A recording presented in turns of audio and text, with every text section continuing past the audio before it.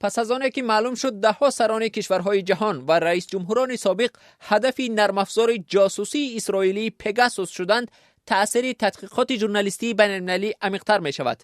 امانوئل ماکرون رئیس جمهوری فرانسه، قاسم جومرت توقیف پرزیدنت قزاقستان، عمران خان نخست وزیر پاکستان در شمار 14 نفر سران کنونی و سابق کشورهای جهان قرار دارند که احتمال هدف برنامه جاسوسی NSO گروپ اسرائیل قرار گرفته است. این نکته را تحقیقات مشترک امنستی اینترنشنال و 17 رسانه جهانی آشکار ساختند.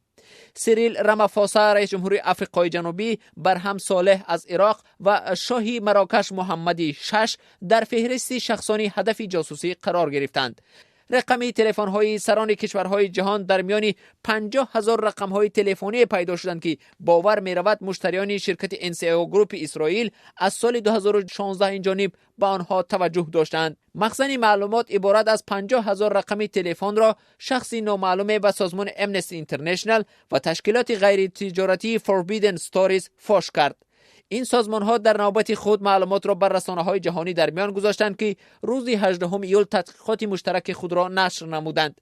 طور از تحقیقات برمی آید نه تنها یک قطار رژیم های خودکامه بلکه حکومت های دموکراتی نیز از نرم افزار جاسوسی پگاسوسی NSO گروپ استفاده برده تلفن های هوشمند روزنامه‌نگاران، منصبداران و فعالان حقوق بشر را در سراسر جهان رخنه کردند.